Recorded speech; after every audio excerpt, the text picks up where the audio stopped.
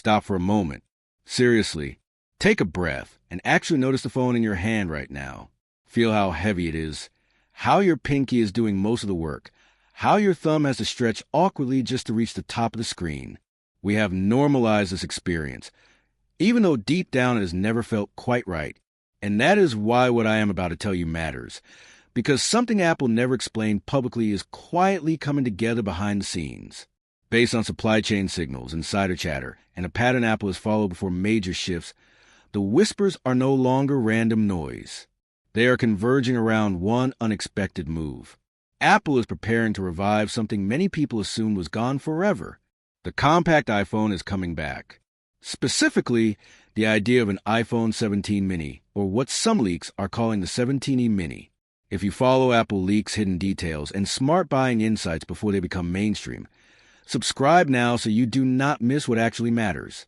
This is not just another rumor about a color change or a new button.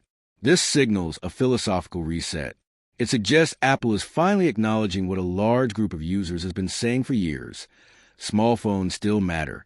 And if this happens, this device could quietly become the most important iPhone Apple releases in 2026. Picture what that actually means in daily life. A phone that fits naturally in your hand again. No slipping, no finger gymnastics, no constant fear dropping it. A device that disappears into your pocket instead of pulling your clothes down. Something you can comfortably use all day without thinking about it. That was always a promise of the Mini line, and the rumored iPhone 17e Mini aims to bring that feeling back, but with a critical difference. This time, it pairs that compact joy with modern Apple performance, efficiency, and design without forcing compromises. The excitement around this idea is real, and it is growing fast. People are tired of carrying devices that feel more like small tablets than phones. Look back at the iPhone 12 mini and 13 mini. Reviewers loved them. They were praised as bold, refreshing, and genuinely different in a sea of oversized slabs. Now imagine that same concept rebuilt from the ground up with today's technology, smarter power management, and better internal engineering. Apple understands emotional products better than almost any company in the world. If the Mini returns, Apple knows exactly what reaction it will trigger. It would instantly become a fan favorite, a cult classic, and a clear alternative to the massive Pro Max models. The Mini represents comfort and simplicity, two things people quietly miss in a world obsessed with bigger numbers and more complexity. Not every phone needs to be huge. Not every device needs to chase extreme specs. Sometimes the best device is the one that simply feels right. Of course, there is one question that cannot be avoided. Why did the original Mini struggle? The answer was battery life. The phones themselves were excellent, but smaller bodies meant smaller batteries, and chip efficiency at the time was not good enough to fully compensate. That limitation held the Mini back. But this is where the story changes completely. Modern A-series chips are dramatically more efficient than their predecessors. They sip power instead of draining it. iOS is far more intelligent about background processes, and apps are now optimized with energy efficiency in mind. On top of that, Apple has learned how to redesign internal layouts to reclaim space millimeter by millimeter. That means a small phone today can house a better battery than a small phone from just a few years ago.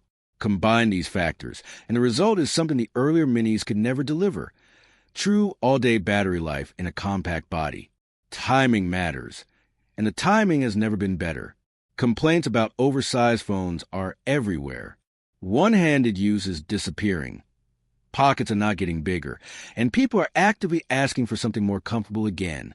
Even Android manufacturers are leaning back towards smaller designs, which proves one thing clearly. Portability is trending back. Apple is in a perfect position to deliver the most refined version of that idea. Design-wise, this would not just be a shrunk-down Pro model. It would need its own identity. Expect a screen size similar to previous Minis, around the mid-5-inch range, but with slimmer bezels that make the display feel larger without increasing the footprint. The rumored e-branding is interesting because it hints at efficiency and essentials, a phone focused on core performance rather than excess. The OLED display would likely be state-of-the-art, bright, color-accurate, and highly power-efficient. Thermal design will also matter more than people realize. Packing flagship performance into a small body is challenging, and Apple will almost certainly use advanced materials like improved graphite or copper layers to manage heat. This ensures sustained performance without throttling, even during demanding tasks like gaming. The phone would still run on the latest A-series chip, delivering flagship speed, just in a smaller and more comfortable form. The camera experience would follow the same philosophy.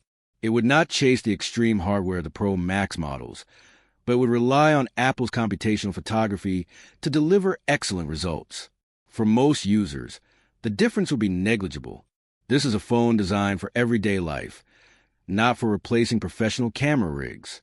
Pricing could ultimately determine its success.